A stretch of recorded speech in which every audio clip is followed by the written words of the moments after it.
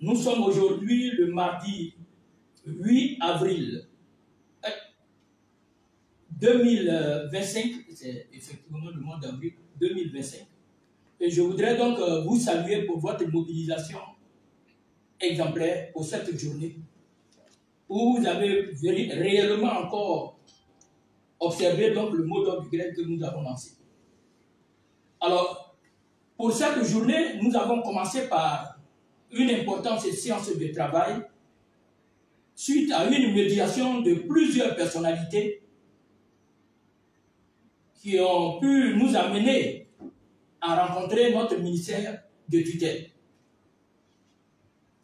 La séance de travail porte sur notre préoccupation essentielle qui est donc l'octroi d'une prime d'incitation. Parce que dans notre méthodologie aujourd'hui, il faut que l'État de Côte d'Ivoire s'engage formellement à nous octroyer cette prime. Et à côté de ce sujet, il y a les autres situations que vous connaissez, les multiples violations à la liberté syndicale. Mais je reviens d'abord à cette séance de travail que nous avons eue. Nous l'avons commencé le matin pour passer au peigne fin les raisons pour lesquelles nous sommes allés en grève. Au niveau d'abord de la gestion de la question de la prime d'incitation. Ensuite, au niveau de la violation des libertés syndicales.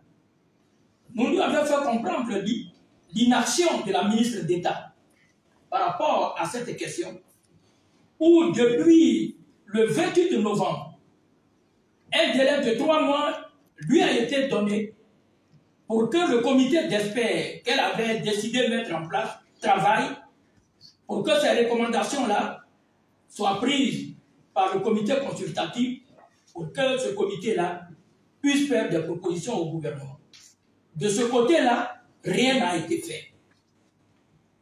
Et le comité d'experts censé être mis en place depuis novembre n'a vu le jour réellement que le 6 mars 2025. Et c'est ce que nous avons qualifié d'ineptie, et d'inaction du moins. Vous connaissez, concernant la liberté syndicale et les abus, les multiples violations. Après la première grève, vous avez assisté aux sanctions multiformes et inappropriées faites à vos leaders syndicaux, dont 26 qui ont observé 3 jours de grève ont perdu tout leur salaire du mois. À côté de ça, beaucoup de nos camarades ont été relevés de leurs fonctions, d'autres ont subi des mutations abusives. Donc, nous avons aussi parlé des notes de service et des circulaires prises par le ministère de l'Éducation nationale pour restreindre la liberté syndicale. Et c'est cette situation, nous nous sommes finalement compris. Elle a donc noté que à ce niveau-là, il faudrait donc qu'on se parle pour qu'on puisse trouver des solutions. Et comme elle avait donc une importante séance de travail à faire, nous avons donc décidé de reprendre le travail dans l'après-midi. Et c'est malheureusement pendant cet après-midi où nous avons décidé d'aller prendre de l'énergie au restaurant de la cité administrative qu'on a été interpellé, que toute la direction de l'ISMENA, MEDIFEA, a été interpellée. La gendarmerie est arrivée et l'ensemble de vos leaders, au nombre de 10, ont été donc amenés à la brigade de recherche. Pendant 2 heures, ils nous ont entendus pour ensuite nous accorder notre liberté. Parce qu'au fond, il n'y avait pas véritablement des raisons valables pour nous maintenir à ce niveau. C'est le lieu de dire, de condamner vivement ce qui s'est passé. Parce que l'activité syndicale est réglementée au niveau de notre pays. La loi fondamentale, qui est la Constitution, le Code du travail, les conventions que notre pays a ratifiées, promeuvent la liberté syndicale. Donc, on n'est pas des malfrats si nous exerçons une activité syndicale. Malheureusement, aujourd'hui, et c'est pour ça que nous le condamnons ça vivement, toute la direction de l'ISBNA allait être pratiquement décapitée par rapport à cette question. Mais sur cette question, notre libération, il faut, nous voulons saluer notre ministre de tutelle, Marie Toukoné, qui, aussitôt ayant appris la nouvelle, pendant le conseil de gouvernement, a réagi pour envoyer donc des émissaires pour que nous soyons libérés. Nous profitons aussi de cette communication pour dire à tous ceux qui sont en train d'activer des arrestations de nos camarades dans les différentes villes du pays d'arrêter. D'arrêter parce qu'un fonctionnaire a le droit d'exercer l'action syndicale. D'exercer parce que ce sont des abus. Camarades, vous qui êtes encore dans ce genre de difficultés, nous voudrions vous exprimer notre compassion. Nous voudrions vous féliciter, vous encourager à garder courage. Vous savez, dans la vie, il faut aborder les difficultés avec courage, témérité, pour qu'on puisse avancer. Et je voudrais saluer tous les camarades qui se sont mobilisés pour ces différentes causes, pour protéger les camarades entre nous, pour marquer leur solidarité.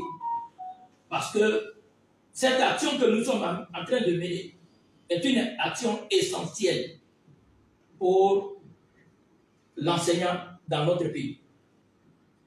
Ceci étant, je voudrais donc revenir sur la libération et la condamnation de notre ami Assi Bugari, qui avait été arrêté, enlevé du moins, depuis le 3 avril dernier.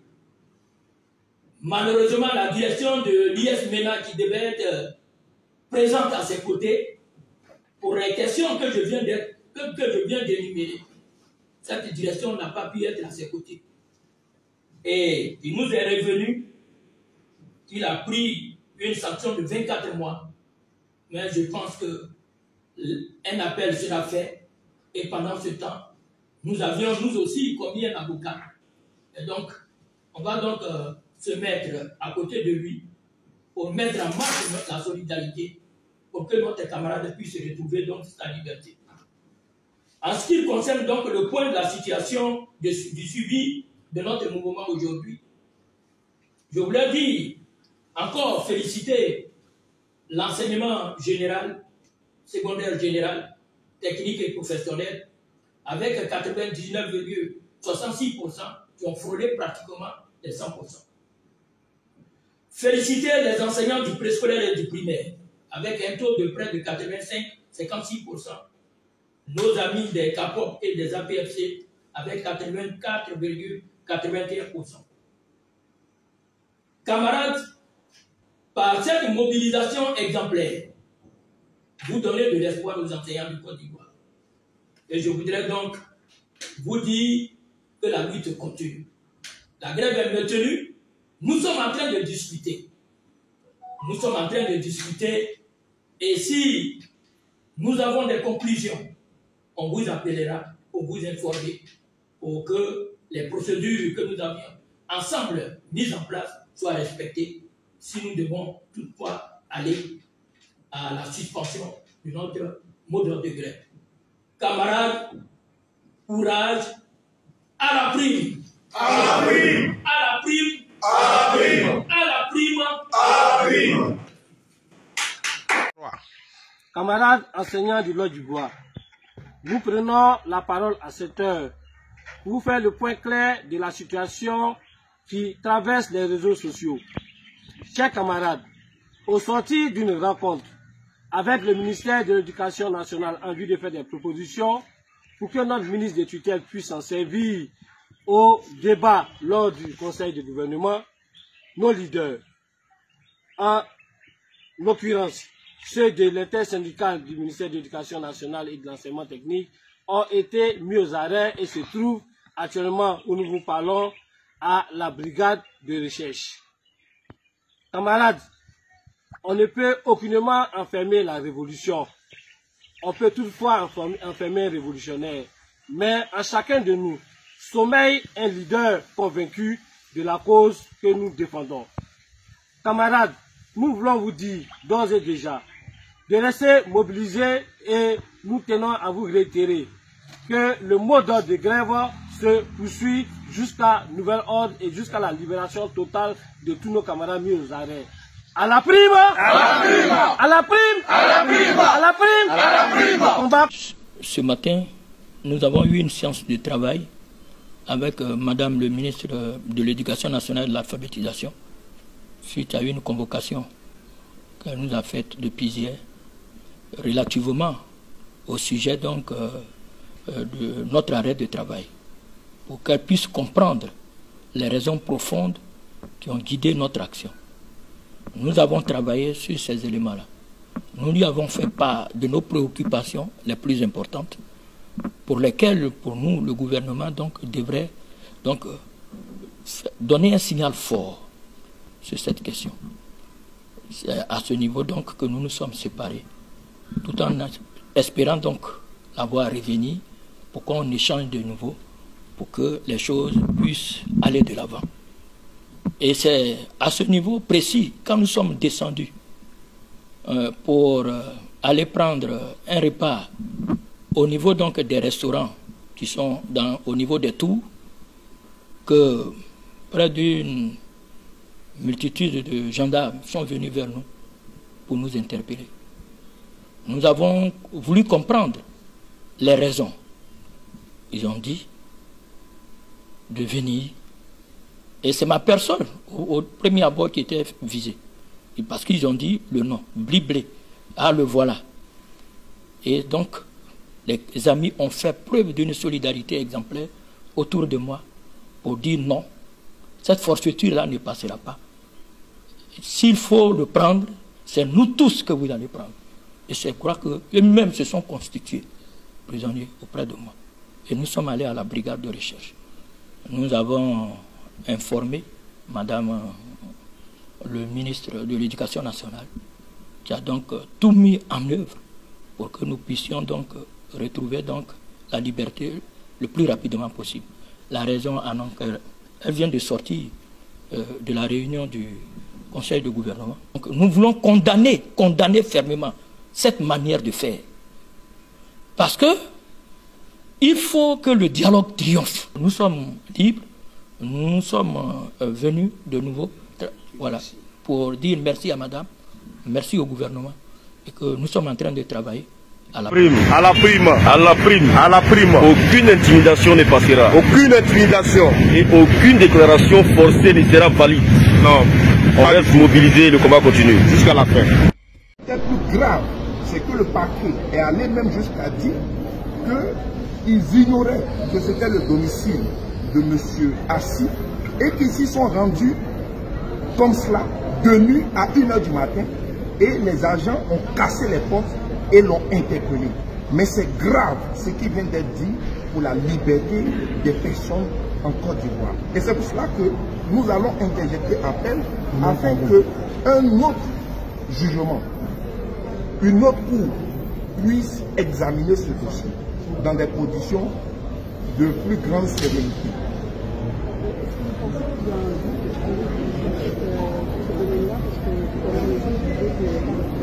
Est fondé en Côte d'Ivoire dans la Constitution et son exercice ne se fait pas en dehors des heures de travail, ça se fait pendant les horaires de travail.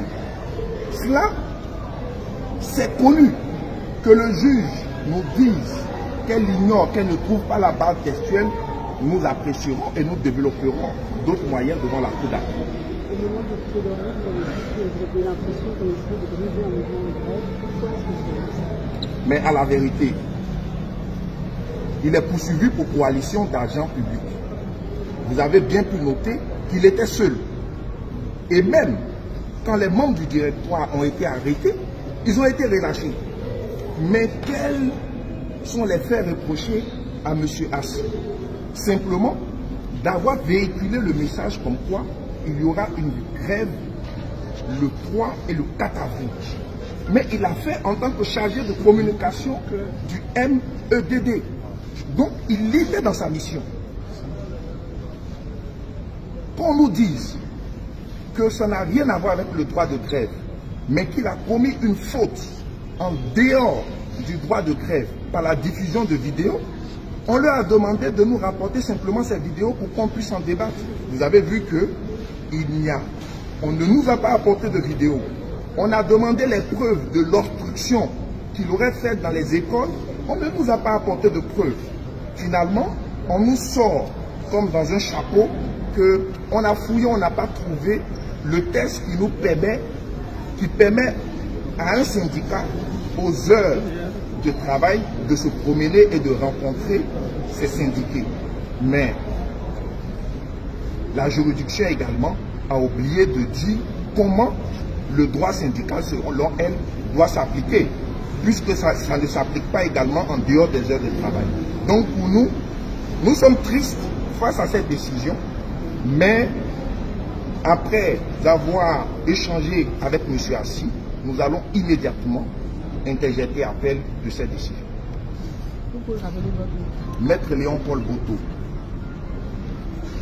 Et je tenais à remercier tous ses confrères qui ont fait le déplacement, Maître Oraga Serge, Maître Zadou Jonas, Maître Dadier Rodrigue, pour défendre le droit de la grève, pour défendre le droit syndical et pour défendre également quelqu'un qui était en maille avec la justice et qui n'avait pas les moyens. Et nous l'avons fait gratuitement parce que nous pensons que tous les citoyens ont droit à une défense, peu importe leurs conditions de vie. On peut rappeler les chefs d'accusation. Alors, deux chefs d'accusation, coalition d'agents publics et entrave au fonctionnement du service public.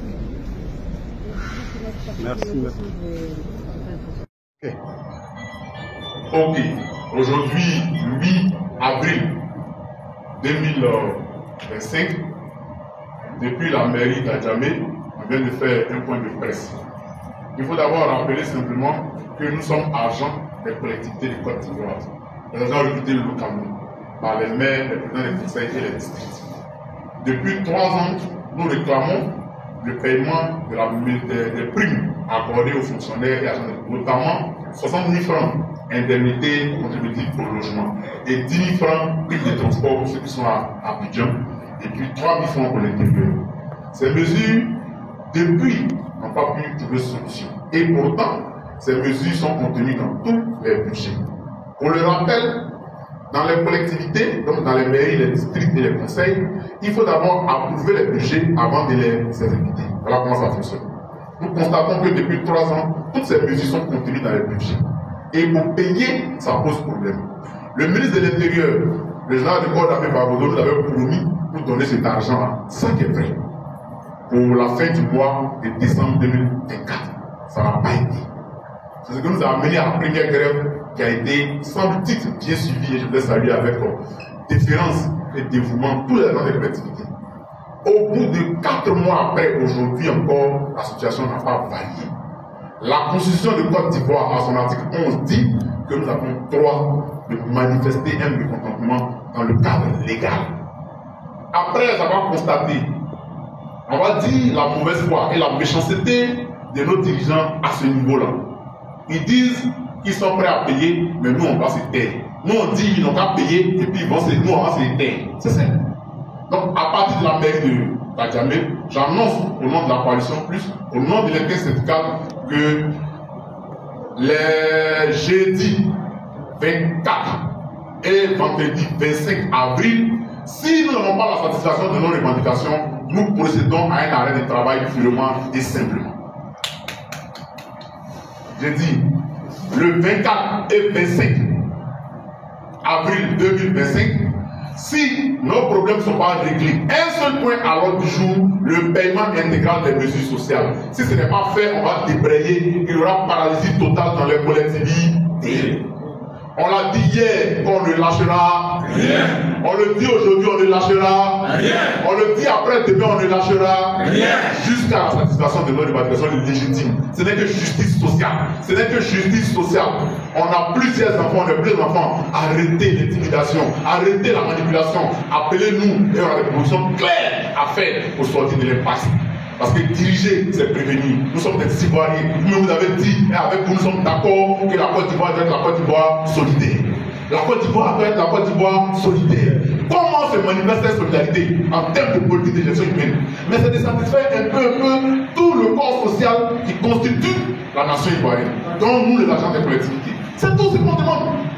Le jour où vous ferez ça, vous allez voir si on ne va pas être reconnaissant vis-à-vis de vous. Parce que la reconnaissance, elle est divine.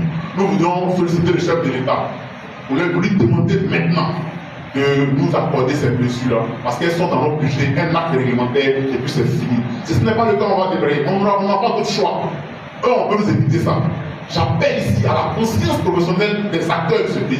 J'appelle ici les agents à rester calmes, sereins, déterminés. Rien ni personne ne va y prendre notre foi. La foi du seul individu, bien venu de Dieu, peut changer historiquement la vie de millions d'agents. C'est pourquoi, par la grâce de Dieu, et conduire cette troupe-là n'est pas facile. Mais nous croyons que Dieu va toucher les cœurs. C'est le lieu de remercier l'ensemble des agents à rester mobilisés, à rester sereins, à rester calmes. Les 24, 25 avril de cette année 2025, si rien n'est fait par les étudiants dans les collectivités, on ne lâchera rien. Je vous remercie. La team, je viens de vous présenter ici plusieurs vidéos, dont la première était celle du maintien du mot d'ordre de la grève. Et je vous ai mis à côté d'autres vidéos des réalités qui se sont passées cette journée. Mais vous avez aussi eu droit à une nouvelle vidéo d'un collectif qui a décidé d'entrer en grève. Oui, c'est 2025 et puis c'est chaud. Les gars, voyez-vous, ce qui s'est passé aujourd'hui avec ces enseignants a été un guet-apens. Ils sont allés rencontrer Madame la ministre Mariatou Koné et à la sortie de cette rencontre, ils ont été appréhendés. En réalité, on voulait simplement arrêter le porte-parole, le représentant, même le leader charismatique de ce syndicat-là. Mais ses compagnons ont décidé d'aller avec lui jusqu'à l'intérieur. Et ce soir, ils ont pondu un communiqué pour nous dire que la grève est maintenue. Et ils ont raison face à un État voyou comme l'État que nous sommes en train de voir aujourd'hui. Et nous avons des informations qui nous viennent depuis Abidjan, nous disant que Mariatou Koné a tout fait aujourd'hui pour que son propre communiqué rédigé par ses propres soins soit lu par M. Billy pour qu'il lise ce qu'elle a écrit à l'opinion nationale. Malheureusement pour elle, ce n'est pas fait. Ils ont menacé de radier les enseignants. Et moi, j'avais déjà dit dans une vidéo ici hier, il est impossible pour vous de radier plus de 15 000 enseignants. Il s'agit quand même de plus de 15 000 enseignants. Ne regardez pas ces quelques enseignants pro-RHDP qui viennent faire des vidéos pour dire qu'ils doivent avoir l'école. Ils sont très peu dans l'échiquier. C'est un grain de riz dans un sac. Sinon, ceux qui grèvent là sont à plus de 90% d'enseignants. Et hier, nous avons vu les rues d'Abidjan bondées d'élèves. Une manifestation qu'on n'a même pas demandé. Faites très attention parce qu'on connaît les dérapages de fin de règne. Et ici, ce sont les preuves, les prémices d'un fin de règne. Nous sommes à 6 mois d'élection présidentielle, mais ceux qui sont en train de faire des grèves, qui pourront même passer par des manifestations, n'ont rien à voir avec la politique. Ils demandent les primes, donnez leurs primes. Ils ne vous demandent pas des dons, pas de cadeaux. Donnez-leur ce qui leur est dû. Pourquoi c'est si compliqué que ça? La team, aujourd'hui, quand Madame la ministre Mariatou a décidé d'inviter ces syndicalistes dans son bureau, elle a discuté avec eux. En réalité, qu'est-ce qui s'est passé? Cette dame-là avait déjà organisé le guet-apens pour faire peur à ces syndicalistes. Mais en réalité, elle voulait simplement arrêter le porte-parole. Pourquoi elle voulait arrêter le porte-parole? Elle voulait arrêter le porte-parole pour se constituer encore à la sauveuse.